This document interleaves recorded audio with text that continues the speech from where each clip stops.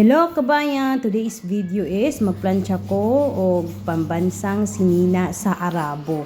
Mauni siya kabayan, pinakamahirap plantsa ko ning sinina sa Arabo nga mura na gown kataas. Diyos ko, tabang. Kabalo mo kabayan, kada plancha nako lahi jud na siya, dili jud ako isabay na sa mga gagmay nga mga sinina. Kinahanglan is kana ang jud akong planchahon nga karon nga adlaw, kana lang jud na kabayan kay para matarong siya kabayan, para dili siya kunot. Kay akong amo kabayan, grabe ka arte. Pag naa siya makitang kunot ang sa iyang sinina, iya na siyang ilabay. Muana na siya nga wa ka kita ana unsa man na mo ana day na siya kabayan. Ning akong amo laki mo nang kinahanglan tarungon jud na akong plancha kabayan. Wala man ako na kuha video sa una na akong plancha, iskan ikaduha na ako ng plancha. Kinahanglan pag plancha na ako ani kabayan is 2 hours or 1 hour. Depende kung pila ka sinina is isara man ni siya o di 1 hour.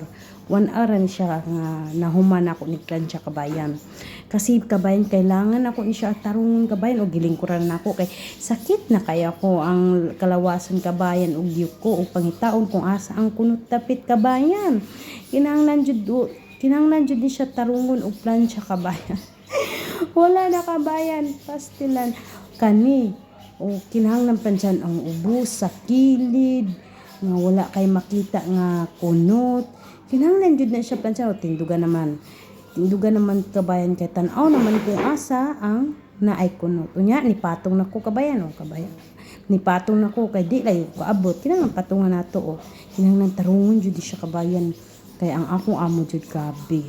Kani akong amo ang kaarte. Arti kay sa tanan diri ang baba diri sa isa ka balay siya jud. Arti lagi pero ako lagi ang gipaplansya pero ang mga baba diri nga sa gawas magpaplansya. Kaya daghang katabang pero sa gawas na magpaplansya dipes ni ako amo ako mismo gaunay og plansya. O tanawa, kinahanglan na pud nako. Kinahanglan na ako nakabayan. Isa lang jud siya kasi nina kabayan. Papiliun ko kabayan og unsa akong planchahon, gagmay o kaning gown sa akong amo laki. Mas piliun pa nako ang gagmay bahalag unsa kadagan kaysa ani kabayan kay ngano kabayan pag human ako ani og plancha napiang nako kabayan. Wa na kinahanglan na jud ni siya tarungan kabayan. Tanawa kabayan o tanawa o kinahanglan na siya isit aside kung magplansya ka kung naaman gani kay makita kabayan nga hugaw, gagamay lang nga hugaw. Butangi lang og Clorox para mawala. Mao na ang teknik na ako kabayan pag naay hugaw nga wala matanggal sa akong washing. Butangan ako Clorox mawa na siya iya. Di na nako utruhon og laba. Tanawa og naa na pud ko sa may bulsa dapit. Tarong patong na sad.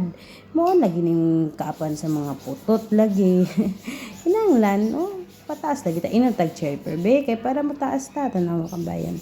Grabe kinahanglan og tanawa gown mas taas pang sinina kaysa sa kuha kabayan tanawa gipatungan pagay nako pero wala gyapon ni tupong sa kuha kay ing ana kabayan ka artist ang akong amo kinahanglan tarungon jud siya.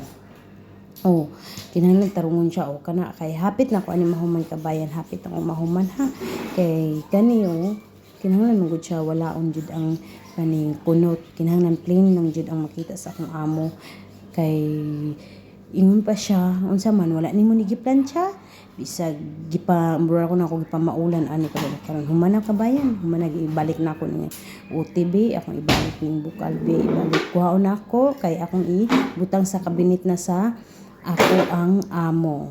Akong kuhaon na ako na ibutang sa kabinet kung asa dapit ang iyang gown nga gipang butang. Ingana na kabayan ingana kadagan iyang pambansang sinina niya. Grabe kabayan.